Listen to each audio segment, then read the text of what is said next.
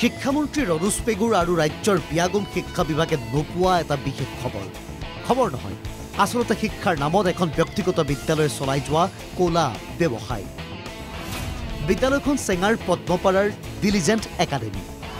ভুৱা এডমিট কাৰ্ডেৰে মেট্ৰিকত বহে শিক্ষাৰ্থী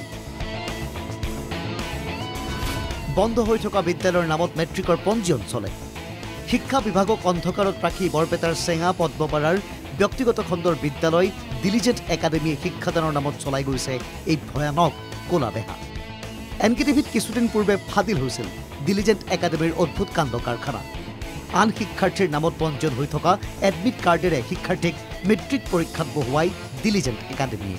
শেহতীয়াকৈ ছাত্ৰীৰ এডমিট কাৰ্ডেৰে মেট্ৰিকত বহিছিল ডিলিজেণ্ট একাডেমীৰ এজন ছাত্ৰ আজিজুল ইছলামৰ এডমিট কাৰ্ডত আছে ডেইজি দাসৰ ফটো বিদ্যালয়খনে বক্ৰ পথেৰে ছাত্ৰ ছাত্ৰীক পৰীক্ষাত অৱতীৰ্ণ কৰোৱাৰ পৰিণাম ভুগিছে ৯ ছাত্ৰ ছাত্ৰীয়ে আজিও মেট্ৰিকৰ ফলাফল নাপালে বহু ছাত্ৰ ছাত্ৰীয়ে উপমহৰ কৰিছিলোঁ কিন্তু উপমহৰ পৰা তেনেকুৱা সঁহাৰি পোৱা নাই IS জনাইছিলোঁ আৰু ওপৰৰ ছেক্ৰেটাৰীটো জনাইছিলোঁ কিন্তু তেওঁলোকে আমাৰ চেবা ছেক্ৰেটাৰী তেওঁলোকে কিন্তু তাৰমানে এই বিষয়ে হেৰি কৰা নাই যে এইবাৰ পৰা হ'ব নোৱাৰে সেইটো কথা তেওঁলোকে কৈছে আগে দিব দিয়ক কাৰণে শব্দ এটা কৈছে অৰেলি কিন্তু ওপৰত ৰিটাৰ্ণ দিয়া ৰিজাল্ট হ'ল আৰু এই ৮জনৰ ৰিটাৰ্ণ উঠিল আৰু ইমফিলৰ সংক্ৰান্তত মোৰ ক'বলগীয়া একো নাই তেওঁলোকে ডিলিজেণ্টে জানিব তেওঁলোকে অসম ৰাজ্যিক বিদ্যালয় শিক্ষা পৰিষদ চমুকৈ ASSEB-ৰে গোপন বুজাবুজিৰ অভিযোগ ডিলিজেণ্ট একাডেমীৰ চেঙা ছোৱালী হাইস্কুলৰ নামত শিক্ষাৰ্থীক মেট্ৰিকত অৱতীৰ্ণ কৰাই ডিলিজেণ্ট একাডেমীয়ে কিন্তু 4 বছৰ পূৰ্বেই বন্ধ হৈছে চেঙা ছোৱালী হাইস্কুল বন্ধ হৈ থকা বিদ্যালয়ৰ নাম ব্যৱহাৰ কৰি ডিলিজেণ্ট একাডেমীয়ে মেট্ৰিক দিয়াইছিল ৪৫ শিক্ষাৰ্থীক পৰীক্ষা কেন্দ্ৰ আছিল চেঙা উচ্চতৰ মাধ্যমিক বিদ্যালয় খোদ পৰীক্ষা কেন্দ্ৰৰ সভাপতিয়ে উত্থাপন কৰিছে এই গুৰুতৰ অভিযোগ ছোৱালী হাইস্কুলৰ নামত ৪৫জন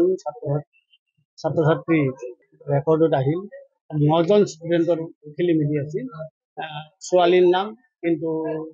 কেণ্ডিডেটটো ছোৱালী নামটো সেই ৰোল নম্বৰ নামটো ল'ৰা নাই এনেকুৱা খেলি মেলি বহুত আছিল বাপেক মাকৰ নামৰ মিল নাই জন্মৰ তাৰিখৰ মিল নাই এনেকুৱা এটা সমস্যাৰ সৃষ্টি হৈছিল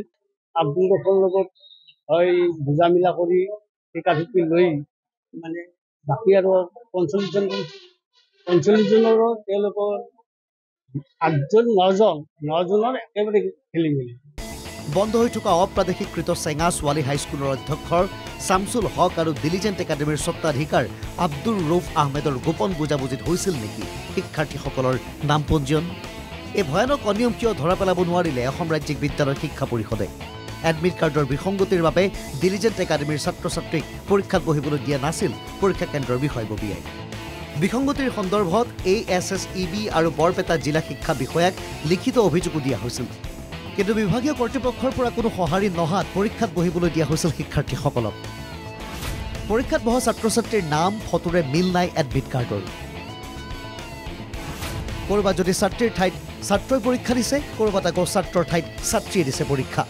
এজনৰ ঠাইত দুজন ছাত্ৰই পৰীক্ষাত বহাৰো উত্থাপন হৈছে অভিযোগ স্থানীয় সচেতন ৰাইজৰ প্ৰশ্ন এটাই ডিলিজেণ্ট একাডেমীৰ এই কোলা বেহাৰ তদন্ত কেতিয়া চেঙাৰ পৰা দিলীপ তালুকদাৰৰ ৰিপৰ্ট NKTV+